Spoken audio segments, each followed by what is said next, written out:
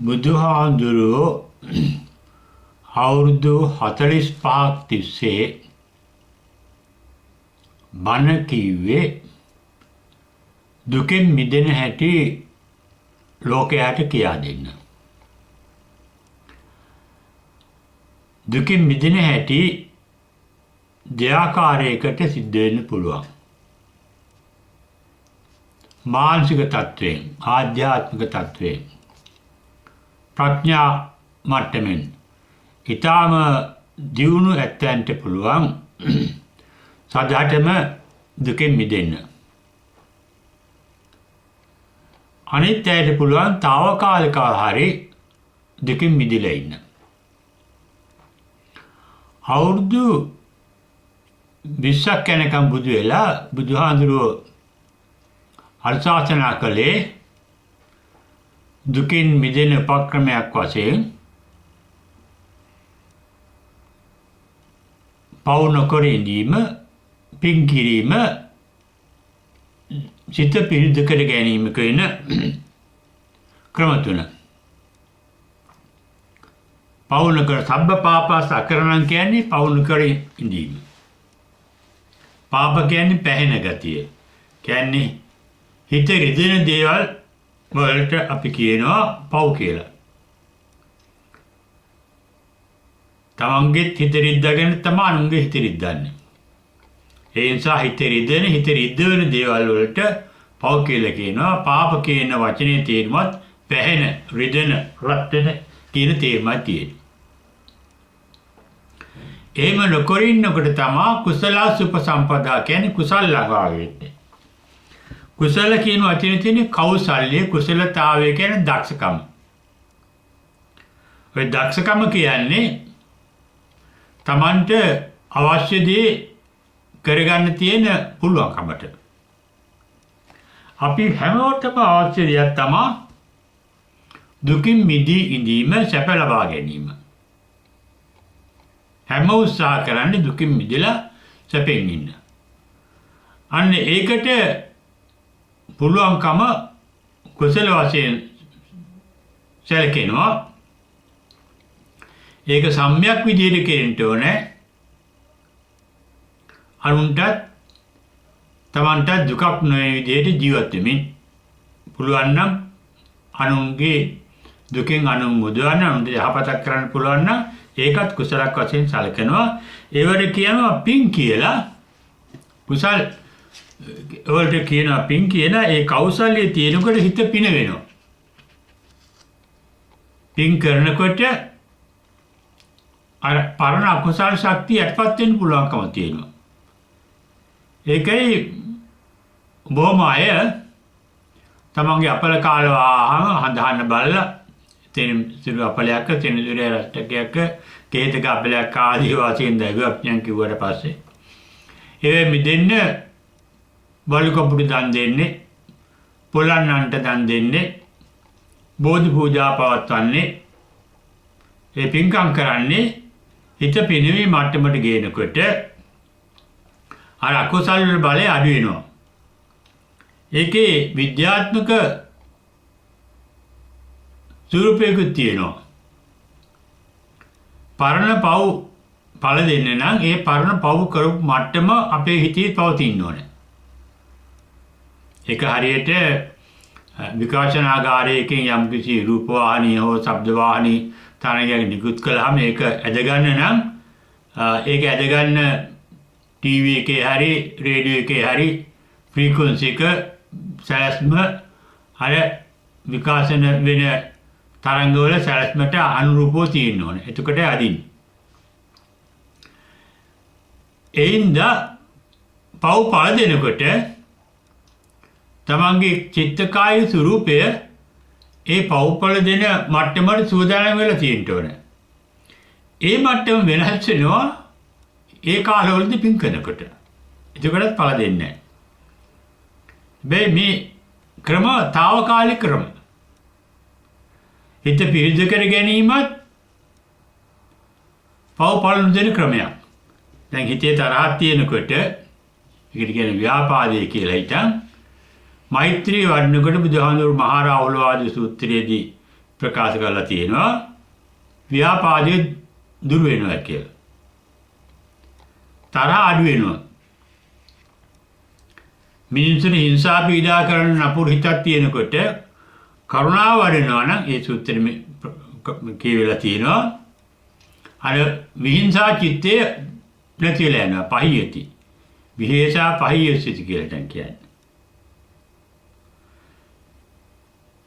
පින්දාම් කිරීමට යහපත් දේවල් කරන්නට හිතේ තියෙන උනන්දුව අඩු වෙනකොට ඒ වගේ උනන්දුවක් සතුටක් නැති වෙනකොට කියනවා අරතිය කියලා. යහපතට පිළිවෙන්නේ නැති ගතිය. උගොට්ලි වෙන එක කම්මැලි වෙන ගතිය. හිතේ අර මේ මුදිතාව වැඩිවයි කියලා කියන්නේ අර යහපතට අකමැති ගතිය යහපත් දේ කරන අකමැති ගතිය අඩු වෙනවා කියලා කියනවා. හරති පහියස්ති. හරති කියලා කියන්නේ යහපත් දේවල් කරන්න තියෙන උනන්දු අඩුකමට. උපේක්ඛා වැඩි වෙන මොකද වෙන්නේ? පටිඝෝ පහියසති. යම් යම් දේවල් ගැටෙන ගතිය. යමක ගැටෙන්නේ නැතිව ඉන්න පුළුවන්කම කියලා කියන්නේ ඒ හැටි එහෙමයි කියලා පිළි අරගෙන ඉන්න පුළුවන්කම. මේ ලෝකේ තියෙන කිසිම දෙයක් අපිට ඕන විදිහට හැම වෙලාවෙම තියෙන්නේ නැහැ. ඒව තමයි ලෝකේ හැටි. ඉතින් ඒවා එහෙමයි කියලා පිළිගන්න පුළුවන්කමත් දුක අඩු වෙන ක්‍රමයක්. කවදාකවත් දුකක් විඳින්න නැතුව ඉන්න පුළුවන්කම රහතන් වහන්සේලා ලැබෙන්නේ මොකක් නිසාද? කිසිම දෙයකින් හිත කම්පාවට පත් වෙන්නේ නැති නිසා. ඒ බව තමයි මහා මංගල සූත්‍රයේ ප්‍රකාශ වෙන්නේ. පුට්ටස්ස ලෝක ධම්මේ චිත්තං නැසන කම්පති අශෝකං විරජං කේමං කියලා. ඒ රහතන් වහන්සේ හිතවල ලෝක ධර්ම ස්පර්ශයෙන් කිසිම කම්පනයක් ඇති වෙන්නේ නැහැ. අශෝකං ශෝකයක් පහළ වෙන්නේ නැහැ. හිතේ තියෙන සතුට නැති වෙන්නේ නැහැ. විරජං ඒ සිත රජස් වලින් කිලුටු වලින් වියුක්ත වෙලා මිදිලා තියෙන්නේ. කේමං කියන්නේ ෂේම් භූමියක ඒ සිත් වල කිසි බයක් ඇති වෙන්නේ නැහැ. රහතන් වහන්සේලාගේ සිත් වල බය ඇති වෙන්නේ නැහැ. හිත කිලුටු වෙන්නේ නැහැ. ඒකයි උන්වහන්සේලා රහසින්වත් පව් කරන්නේ නැහැ කියලා කියන්නේ. ඔය තත්ත්වය තමයි නිට්ටාවටම දුකෙන් මිදෙන ක්‍රමය. ඒ නිට්ටාවටම දුකෙන් මිදෙන්න කලින් තමයි අර తాවකාලික දුකෙන් මිදෙන්න ක්‍රමය තියෙනවා. බුදුහාඳුරෝ නිවන් දකින්න මාර්ගයේ වශයෙන් එකම ඒකායන මග්ගෝ භික්ඛවේ නිබ්බාන සත්‍ය කිරියයි කියලා කියන්නේ සතිපට්ඨානය. මේ මහා සතිපට්ඨාන සූත්‍රයේ ආරම්භයේදීම කියනවා ඒකායන වයම් භික්ඛවේ මග්ගෝ සත්තානං විසුද්ධිය. සත්‍යයන්ගේ විසුද්ධිය පිණිස කියන එකයි මතුපිට තේරම. යටි තේරුම මොකද්ද? සත්‍ය කියන්නේ ඇලිච්ච, අසත්‍ය කියන්නේ නොඇලිච්ච, සත්‍ය කියන්නේ ඇලිච්ච. ඒ ඇලීම් වලින් මිදෙන ක්‍රමය. අපි යම් යම් දේවල්ට ඇලිලා තියෙනවා. ඒ ඇලිලා තියෙන්නේ තණ්හාව නිසා. තණ්හාව තමයි දුකට මුල කියන එකයි බුදුහාඳුරෝ පළවෙනි ධර්ම සූත්‍ර දේශනාවේදීම ධම්මචක්කපවත්තන සූත්‍රයේ දේශනා කළේ දුක්ඛ සමුදය වශයෙන් මොකද්ද? තණ්හා. ඒ තණ්හාව විරුද්ධ කර ගැනීම. තණ්හාව කියන්නේ කිලුටක්, කෙලෙස. තණ්හාවෙන් ඇති වෙන කෙලෙස් වලින් සිත අයින් කරගෙන සිත පිරිසුදු කර ගැනීම සඳහා ශෝක පරිද්දවාන සමතික්කමාය. අර ශෝකයේ පරිද්දව කියන්නේ අඬා වැළපෙන ගතිය. සමතික්කමා කියන්නේ ඉක්මවා යන්න. හිතේ දුක තියෙනවා, අඬා වැළපෙන ගතිය තියෙනවා, දුක් කරදර හිම්ම තියෙනවා. ඒ වුණාට ඒව ගණන් නොගෙන පුළුවන්කමක් තියෙනවා නම් ඒක සමතික්කමයි කියලා කියන්න පුළුවන්. තමයි විශාල පාඩුවක් කියලා තියෙනවා. එතකොට බුදුබණ අපිට ප්‍රයෝජනවත් වෙනවා. ඒක මගේ ලැබීමක්. ඒක පූර්ව කර්මයක්. සමහර අය තමයි නින්දාපාස කරනවා. ඒක මගේ ලැබීම. බුදුහාඳුරන් නින්දාපාස කළායි කියන්නේ. යම් යම් අගහින්කම් ඇති වෙනවා. බුදුහාඳුරුත් වේරංජාවේ වස්වසනකොට හරියම් මේ කැමඩි බිම්බින් නැතුව තිබුණානේ. අස්සයන්ට දෙන රළු කරළු ආහාර විතරක් නේ වලින් දෙන්න තිබුණේ. ඒ බුදුහාඳුරුව සමසිතින් පිළිගත්තා. ඒකට කියනවා යථා ලාභ සන්තුෂ්ටිය. ඒ ලැබිච්ච දේ ලැබෙන ප්‍රමාණය තෘප්තිමත් වෙලා ඉන්න කමත් ශෝක පරිද්දවාන සමිතික්කමාය කියන ක්‍රියාවට අදාළ වෙනවා. දුක්ඛ දෝමනසං අත්තංගමාය. දුක් දොම්නස් දෙක, දුක කියන්නේ ශාරීරික, දොම්නස් කියන්නේ මානසික දුක්. අත්තංගමන වෙනවා කියන්නේ යටපත් වෙනවා. සමථ භාවනාවෙන් අපේ එහෙම දුක් දොම්නස් අමතක කරගෙන පීති සුඛ ඒකාත්තා කියන ප්‍රීතිමත් සිතකින් ජීවත් වෙන්න පුළුවන්කම තියෙනවා. හැබැයි මේ ධානය කරනාට පස්සේ නැවත ඒ දුක මතුවෙන්න පුළුවන්කම තියෙනවා. අන්තිම මේ තත්වයට ගියාම ඥායස්ස අධිගමාය.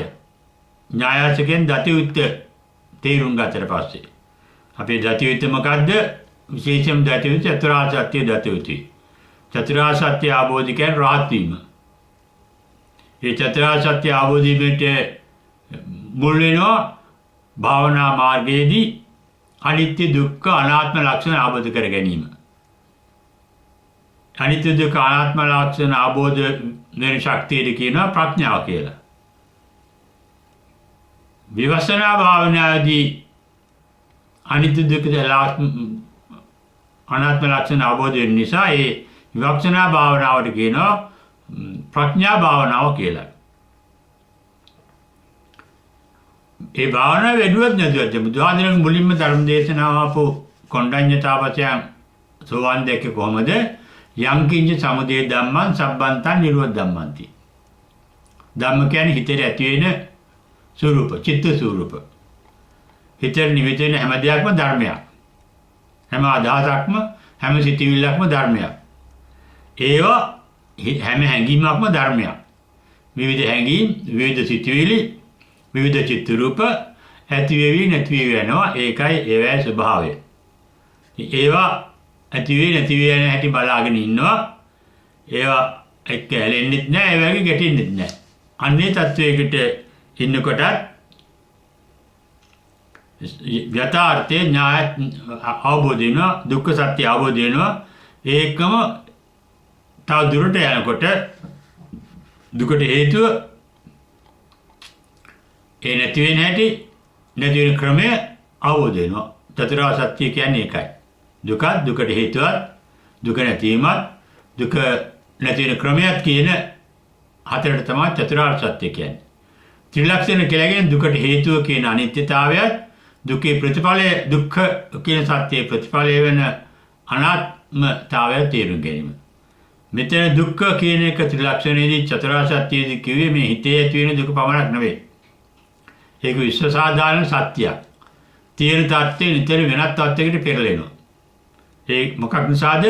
විශ්ව ශක්තියේ තියෙන ක්‍රියාකාරීත්වය නිසා. අනිත්‍යතාවය කියන්නේ ඒ ක්‍රියාකාරීත්වයට. විශ්ව ශක්තියේ ක්‍රියාකාරීත්වයෙන් හැම දෙයක්ම භෞතික අභෞතික, භෞතික හෝ මානසික හිත වෙනස් වෙනවා, ගත වෙනස් වෙනවා, හැම දෙයක් වෙනස් වෙනවා.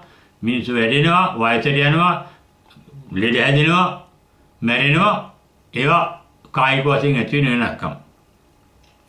ඒකට ඒ වෙනස්කම් නිසා කිසි දෙයක නිත්‍ය අනන්තතාවය තියාගන්න බෑ. හිතටවත් ගතටවත්.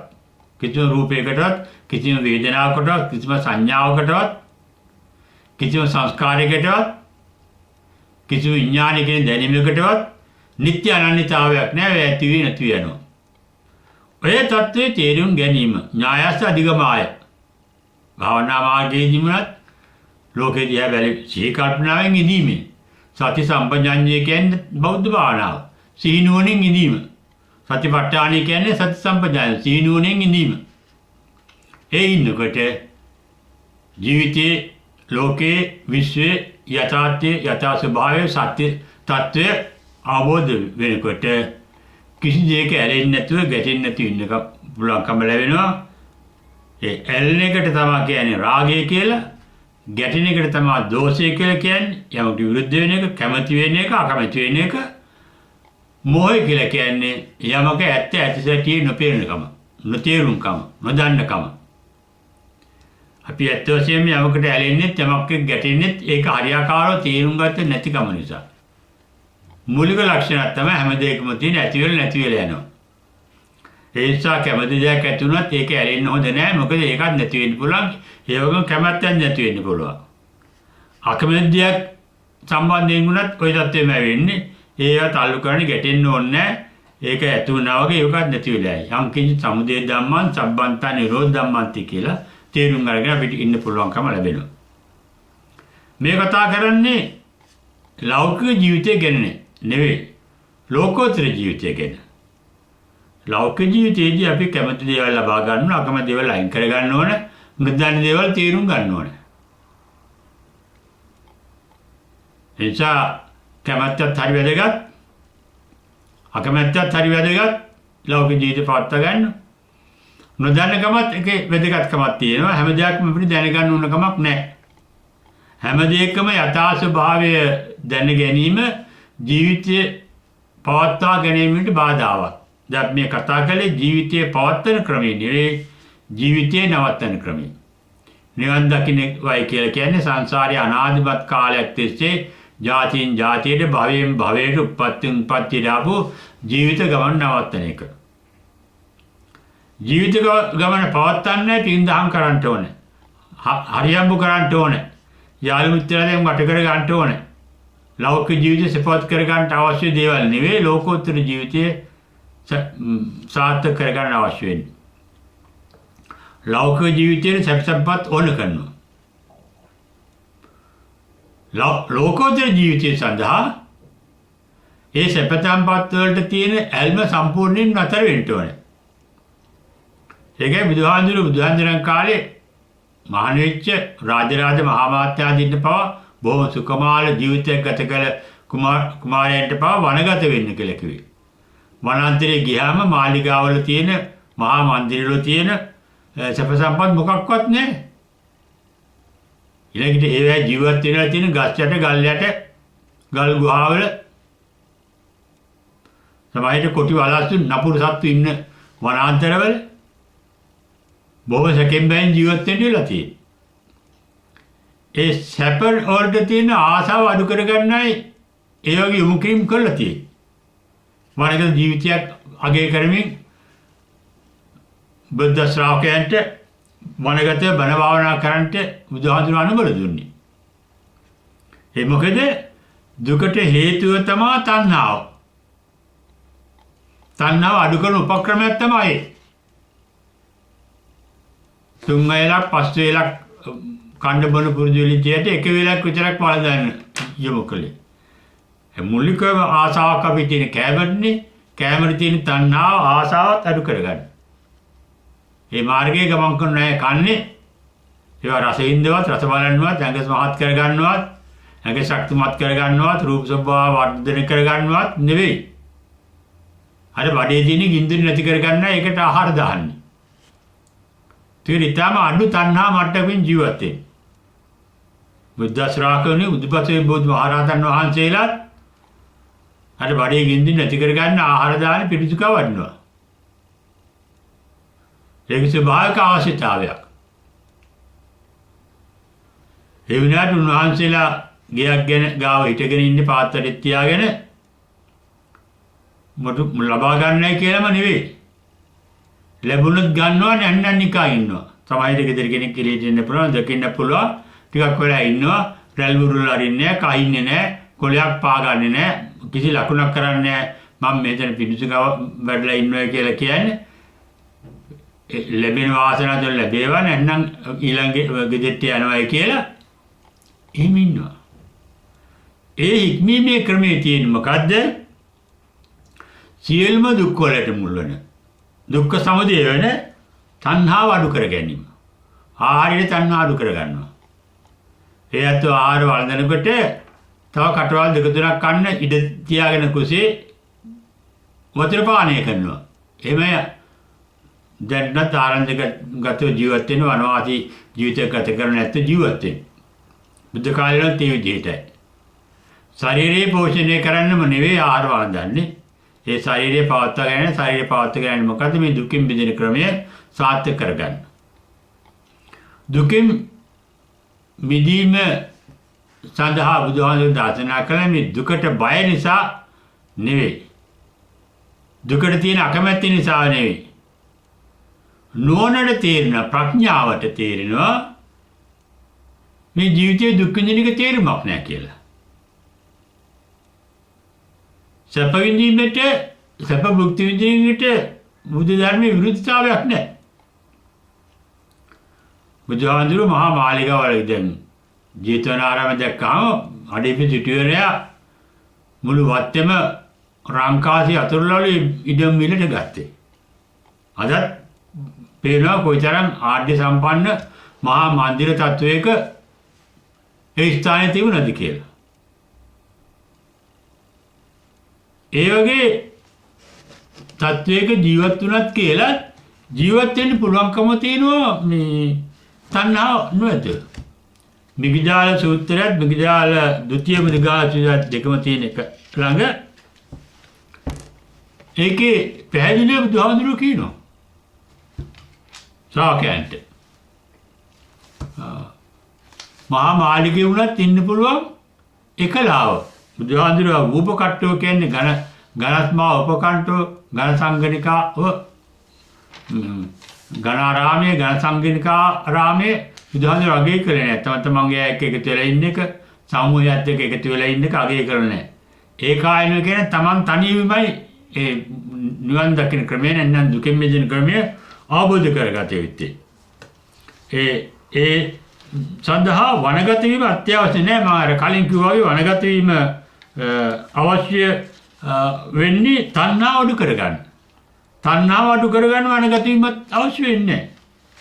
මහා මන්දිරයක ඉඳගෙන තණ්හාව අඩු කරගෙන ඉන්න පුළුවන්කම තියෙනවා. ඒ සංයුත්තිනිකායේ 4 වෙනි කාණ්ඩේ 80 පිටේ මිගදාල සූත්‍රය තියෙන්නේ 82 ද්විතීය මිගදාල සූත්‍රයේ තියෙන්නේ දෙකෙන් මේ කාරණාව කියවෙනවා. ඒ මොකද්ද? වනගත වුණත් කෙනෙක් නිතරම ප්‍රියමනාප දේවල් ගැන හිතමින් ඉන්නවා නම් එයා ඒක විහාරී නෙවෙයි. එයා ගාව ඒක විහාරී බව තනින් හුදකලා බව නැහැ. ඒකායන ආම්මග්ගෝ නෙවෙයි ඉන්නේ. එයා සමූහයක් එක්ක ඉන්නේ. තවත් අය එක්ක ඉන්නේ. අත්හැරලා ගියා ගැන සීකර කර ඉන්නවා නම් මේ මිගදාල සූත්‍රයේදී සදුතිය විහාරී ඒක විහාරී වෙනුවට ඒ අය සදුතිය විහාරී බවට පත් වෙනවා. ඒ වගේ තමයි කිසිම දෙයකට තෘෂ්ණාවක් නැතුව, ලෝභකමක් නැතුව, මසුරුකමක් නැතුව ලස්සන ගේක හිටියත් පිරිස අතර හිටියත් එයා ඒක විහාරී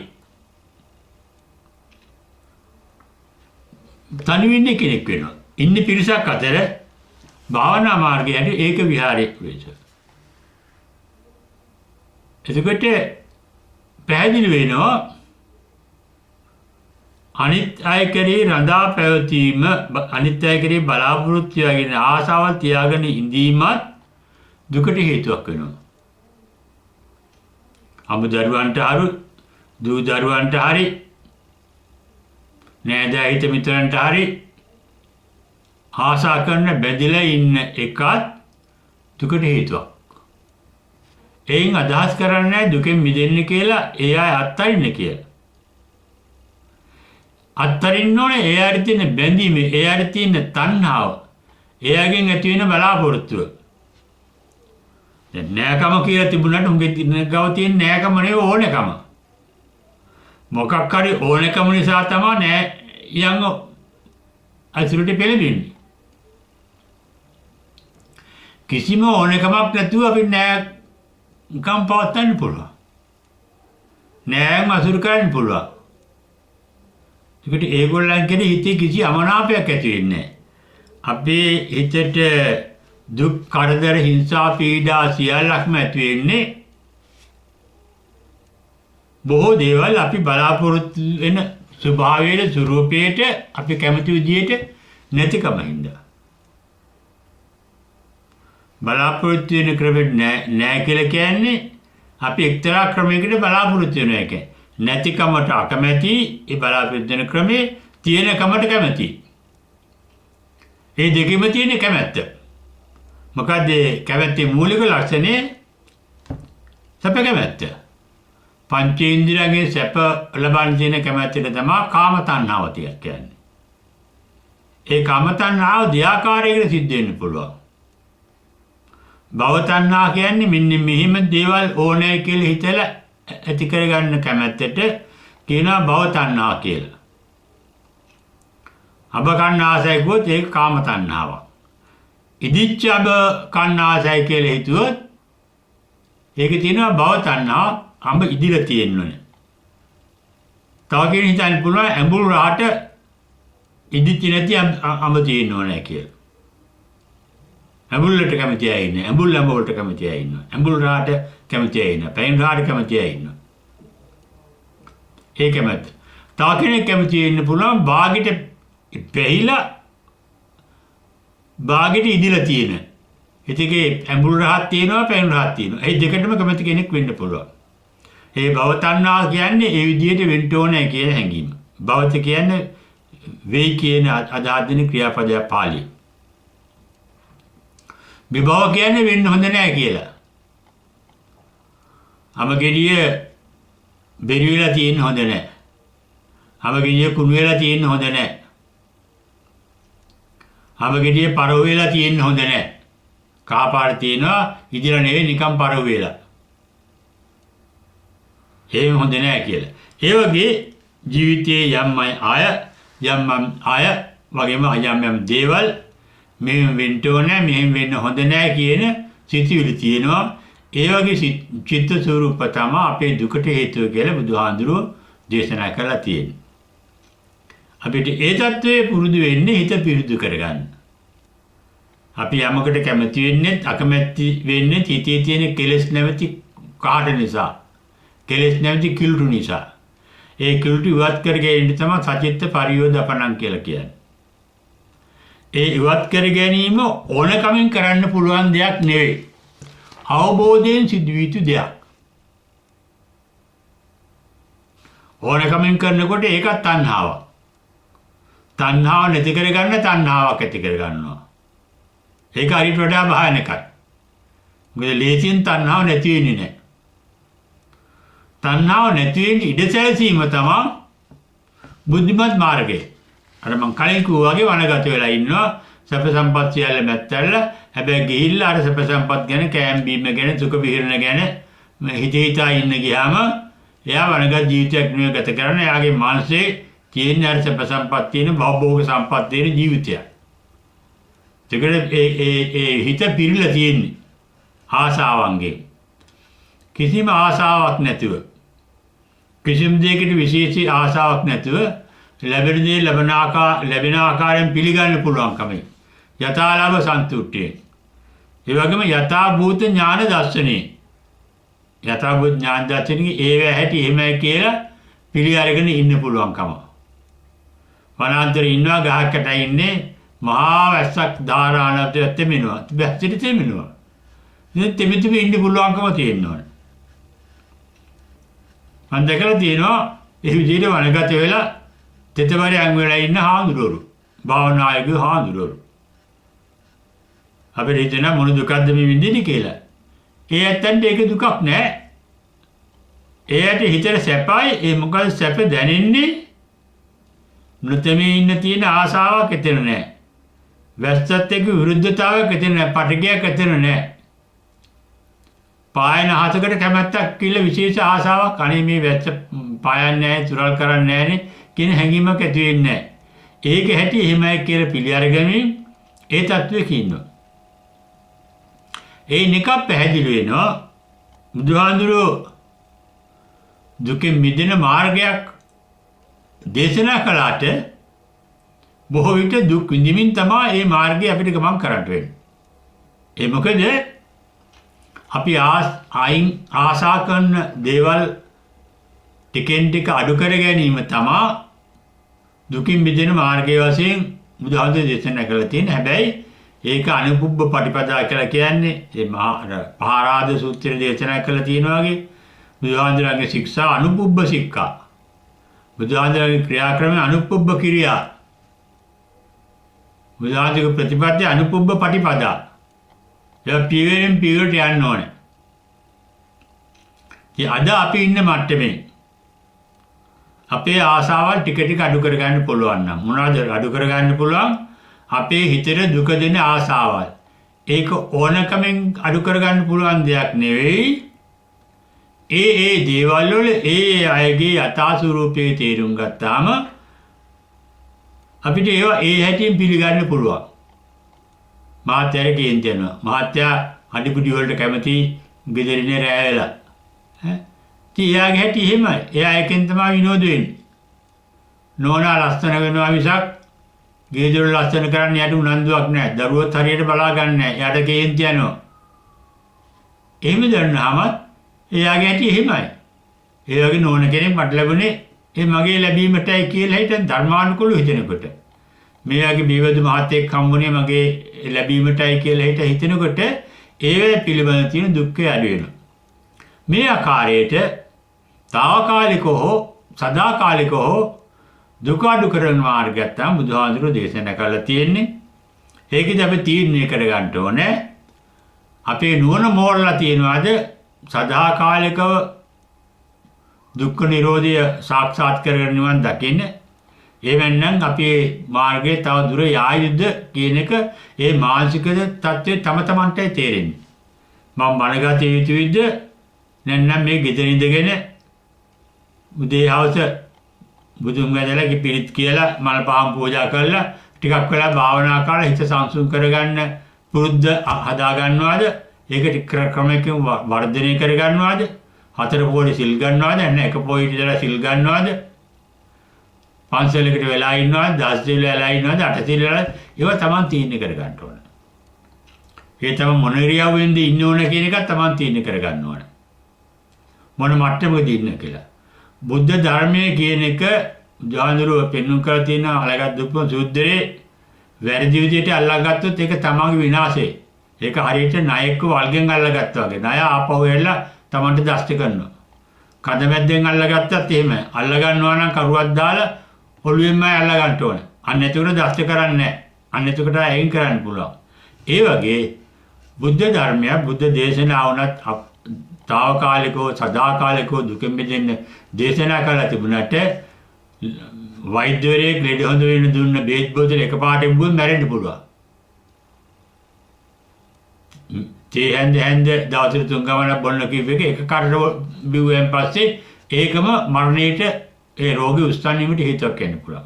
ඒ වගේම බේත් බොන්න ඕනයි කියලා ඩිස්පෙන්සරි එක ෆාමසි එක තියෙන සේරම බේත් අරගෙන බිව්වොත් එහෙම ඒත් මැරෙන්න පුළුවන්. දවස් 3-4 බොන්න කියලා දුන්න දෙයක මාස ගානක බේත් ටික අරගෙන එකපාරට බිව්වොත් ඒත් මැරෙන්න පුළුවන්. ඒ වගේ තමයි බුද්ධ ධර්මය. ඒ නිසා තමන් තේරුම් ගන්න ඕනේ බුදුහාමුදුරන් මහා කරුණාවෙන් මේ දේශනා කළා තියෙන්නේ අපේ දුක తాවකාලිකවත් සදාකාලිකවත් අඩු කරගන්න ක්‍රමය.